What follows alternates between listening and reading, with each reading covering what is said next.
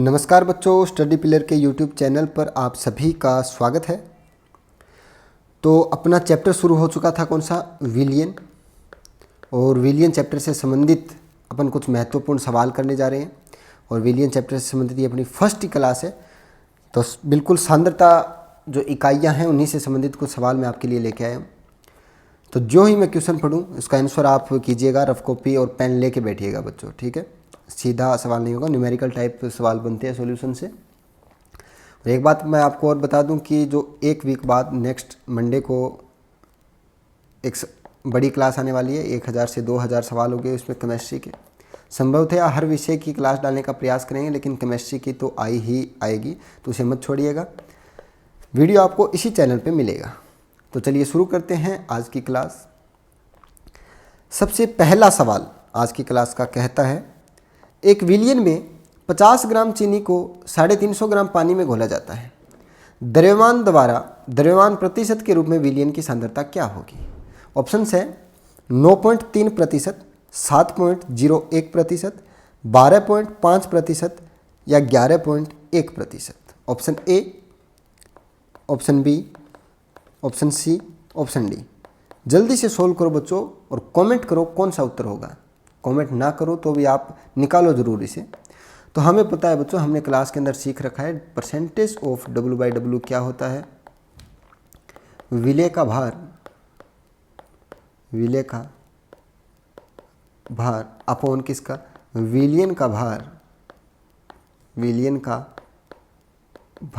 Multiply 100। इस प्रकार से लिखते हैं। विलेय यहाँ पर क्या है बच्चों, 50 ग्राम चीनी। तो चीनी यहाँ पर क्या है, विलेय के रूप में अपन इसको लेंगे, ठीक है। इसी को क्यों लिया विलेय के रूप में? तो मैंने आपको विलेय और विलायक की पहचान करना सिखा रखा है।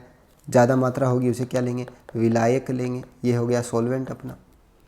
तो विलेय का भार हमें पता लग गया बच्चों कितना है, 50 ग्राम अपॉन विलियन का भार कितना रखोगे, 350 ग्राम ना। ये तो विलायक का भार है, हमें किसका रखना है, विलियन का भार रखना है। तो हमें पता है विलियन इज इक्वल टू क्या होता है, विलेय प्लस क्या लिखते हैं, विलेय प्लस विलायक। यही बात है। विलेय कितना है बच्चों, 50 ग्राम। विलायक कितना है बच्चों, 350 ग्राम।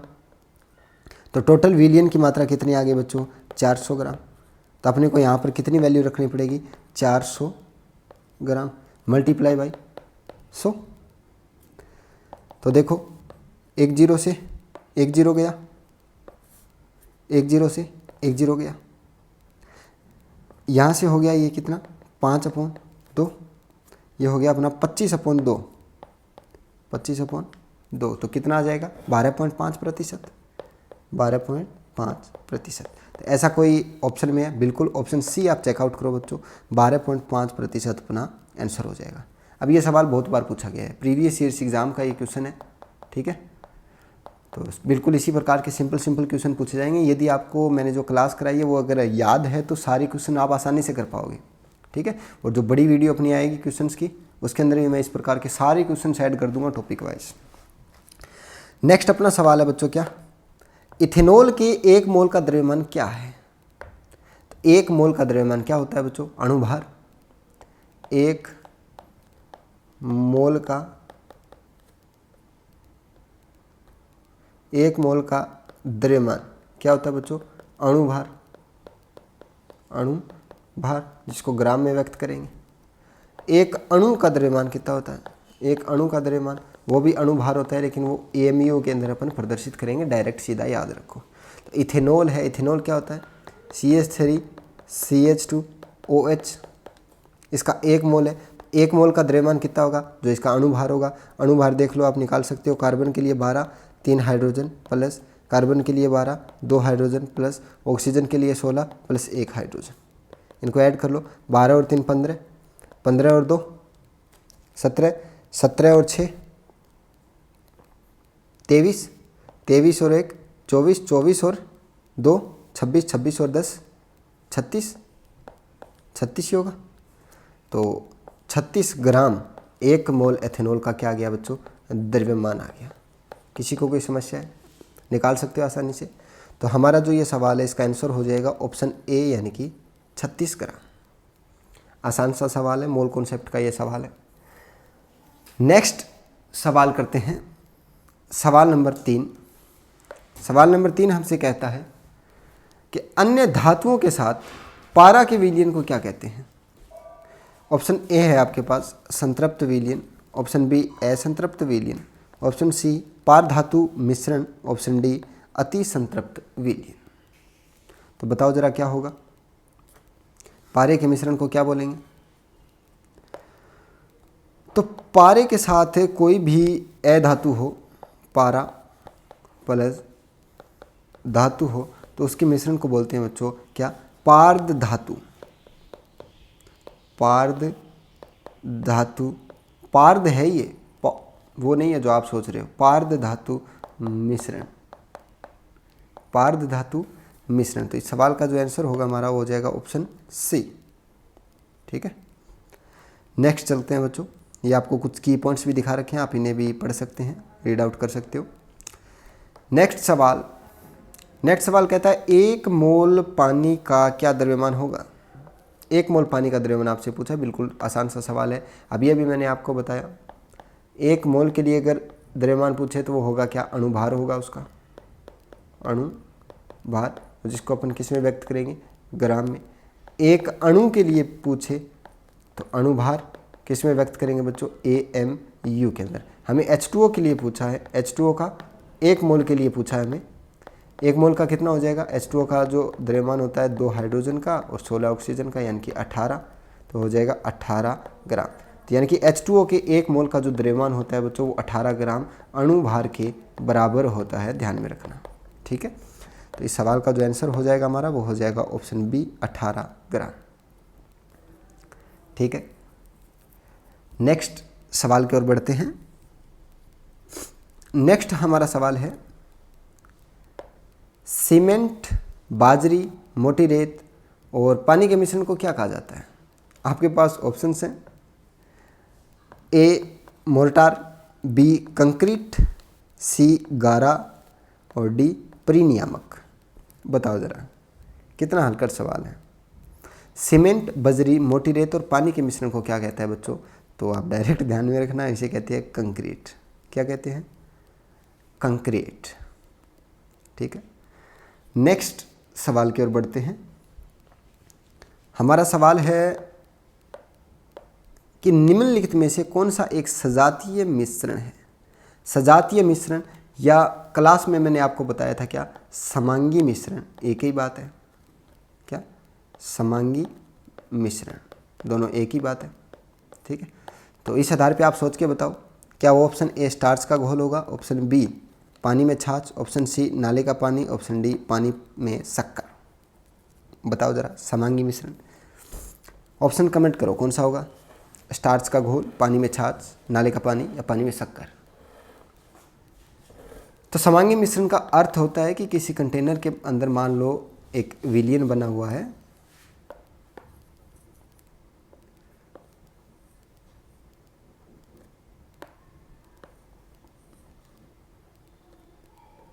तो उस विलयन के अंदर क्या है, 2 अलग अलग तरह के पदार्थ हैं जो मिक्स होकर क्या बना रखा है, विलयन बना रखा है। अब इसमें से अपन किसी भी हिस्से का द्रव उठा ले, उसकी भौतिक प्रवृत्ति, रासायनिक प्रवृत्ति एक जैसी हमें प्राप्त होनी चाहिए। तो उसका मतलब क्या है, समांगी मिश्रण है वो, पूरे मिश्रण का समान अंग क्या हो गया, समांगी मिश्रण, पूरे में एक रूप से घुला हुआ है।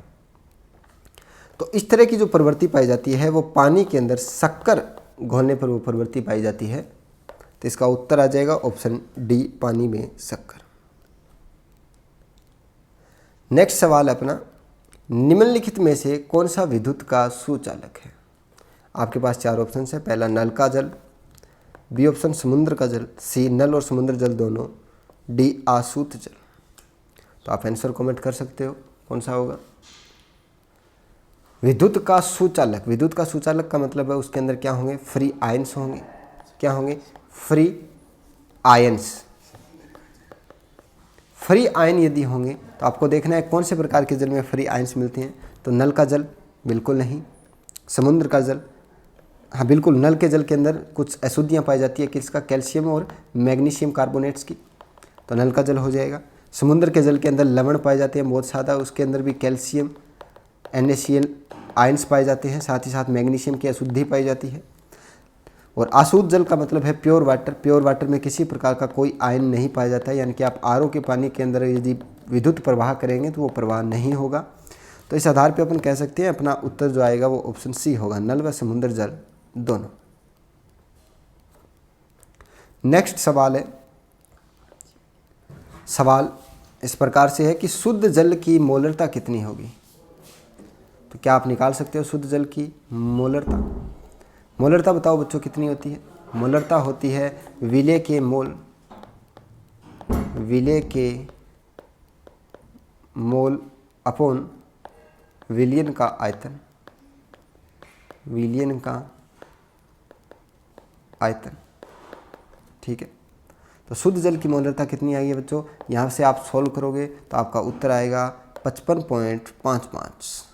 ठीक है, तो इसको आप डायरेक्ट याद रख लेना। एक तो वैसे मैं आपको निकाल के भी दिखा सकता हूँ, जिन बच्चों को ना है तो वो इस सवाल को दोबारा मैं ऐड कर दूंगा कल वाली क्लास के अंदर। अभी के लिए आप इसे निकाल के देखना, आपके लिए होमवर्क हो गया। ठीक है, बढ़िया सवाल है, इंपॉर्टेंट सवाल है, काफ़ी एग्जाम्स के अंदर डायरेक्ट पूछा जाता है। शुद्ध जल की मोलरता कितनी है? प्रीवियस ईयर्स एग्जाम के अंदर इतनी बार पूछा गया है कि आप सोच भी नहीं सकते, और बड़ा ही महत्वपूर्ण सवाल बनता है आपके प्रयोगशाला सहायक के लिए। तो आपको ध्यान में रखना है शुद्ध जल की जो मोलरता होती है वो कितनी होती है बच्चों? 55.55 मोलर। ठीक है, ध्यान से सुनो, इसे होमवर्क के रूप में घर पे करना है। आपको आता है या नहीं आता देखना, आप जरा इसका निकाल सकते हो क्या? यदि आप निकाल पाते हो तो ठीक है, अन्यथा मैं आपको जो क्लास होगी अपनी उसके अंदर मैं इसको करवा दूंगा। नेक्स्ट सवाल की ओर बढ़ते हैं। नेक्स्ट अपना जो सवाल है वो इस प्रकार से है कि 10 लीटर दशांश मोलर m/10 घोल के लिए घुल्य की मात्रा होगी। यहाँ पे घुल्य किस शब्द के लिए प्रयुक्त हुआ है बच्चों? घुल्य शब्द है वो विलय के लिए प्रयुक्त हुआ है। ठीक है, तो आपके पास ऑप्शंस हैं क्या? 0.01 मोलर, 0.2 मोल, 1.0 मोल या 5 मोल। बताओ जरा A, B, C या D में से कौन सा आंसर सही होगा? 10 लीटर या दशांश मोलर m/10 घोल के लिए घुल्य की मात्रा कितनी होगी? तो अपने को मोलरता दे रखी है बच्चों। मोलरता से अपन क्या निकाल सकते हैं? विलय के मोल। तो हमें पता है कि मोलरता क्या होती है? मोलरता इज इक्वल टू विलय के मोल अपॉन विलियन का आयतन। मैंने आपको क्लास के अंदर करवा रखा है विलियन का आयतन। ठीक है, मोलरता आपको कितनी दे रखी है? m/10 इज इक्वल टू विलय के मोल निकालने आपको, विलियन का आयतन कितना होगा? 10 लीटर दे रखा आपको सवाल के अंदर, तो मान पुटअप कर दो 10। m/10 का मतलब आप कितना लिख सकते हो? 1/10 भी लिख सकते हो यहाँ पर। कितना? 1/10। तो ये कितना हो गया? n इज इक्वल टू आ गया 10/10 इज इक्वल टू 1 मोल। तो ऐसा कोई ऑप्शन है अपने पास? बिल्कुल है, ऑप्शन सी आप चेकआउट करो। ऑप्शन सी हमारा उत्तर हो जाएगा 1 मोल। यानी कि 10 लीटर m/10 घोल के लिए जो विलय की मात्रा होगी, वो घुल्य की जो मात्रा होगी वो कितनी होगी? 1 मोल होगी। ठीक है, आसान सा सवाल है, आसानी से कर सकते हो। तो ये जो प्रिंटेड जो क्वेश्चंस थे वो इतने ही थे। अब मैं आपको कुछ टर्मिनोलॉजीज बताता हूँ जो आपको याद रखनी है। जैसे अगर आपको बोले कि मोलर सॉल्यूशन, क्या बोले आपको? 1 molar solution, molar solution.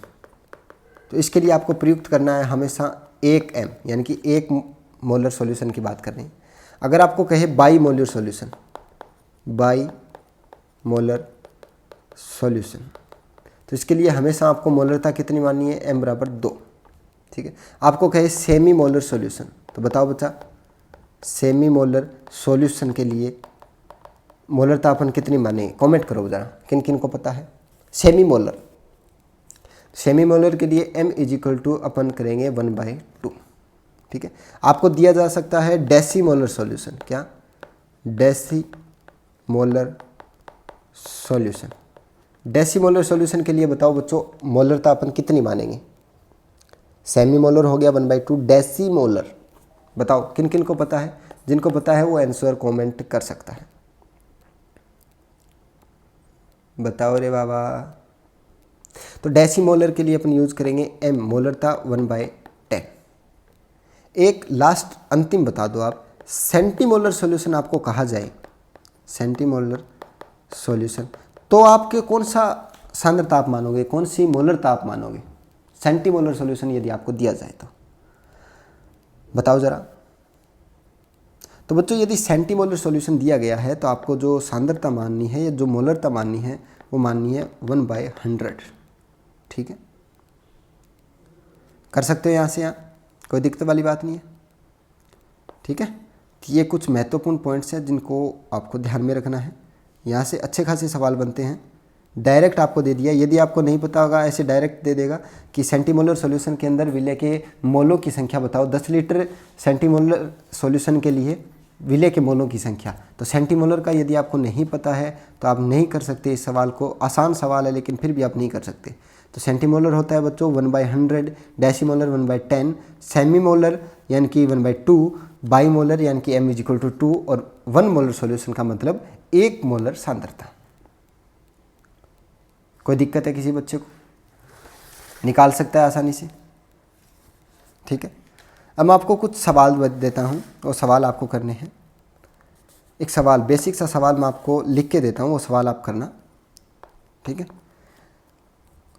Find the mass of KOH, find the mass of KOH present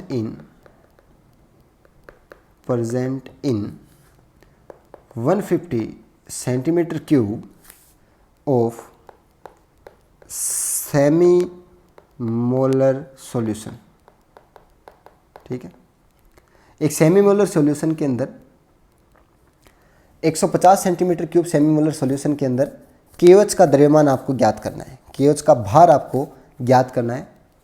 solution कौन सा है? एक्वस सॉल्यूशन है। ठीक है, कर सकते हो आप, कोई दिक्कत वाली बात नहीं है। तो ये सवाल आपके लिए होमवर्क के लिए एक सवाल मैं और आपको बताता हूँ, वो आप करके देखना, बेहतरीन सवाल है। आपको मोलरिटी ज्ञात करनी है, मोलरता आपको ज्ञात करनी है। ठीक है, मोलरता क्या करनी है आपको? ज्ञात करनी है। किसकी? मैं आपको बताता हूँ। 4.9 ग्राम H2SO4 present in 500 centimetre cube solution. इसके लिए आपको क्या करना है बच्चों? मोलरता ज्ञात करनी है। घर से करोगे क्या? चलो इसको मैं करवा देता हूँ, इस वाले को मैं करवाता हूँ। बढ़िया सवाल है, पूछा गया है, प्रीवियस ईयर्स के क्वेश्चंस में उठा रहा हूँ ये डायरेक्ट। ठीक है, तो हमें पता है मोलरता इक्वल टू क्या होता है बच्चों? मोल बटा आयतन। किसके मोल? विलय के मोल। आयतन किसका? विलीन का आयतन। अब मोल हमें नहीं दे रखे लेकिन हमें भार दे रखा है। भार में अणुभार का भाग देके अपन मोल निकाल सकते हैं, यानी कि 4.9 ग्राम भार। और H2SO4 का जो अणुभार होता है बच्चों वो कितना होता है आप निकाल सकते हो। हाइड्रोजन के लिए 2, सल्फर के लिए 32 और 4 तरह के ऑक्सीजन है तो 16 × 4, ये कितना हो गया?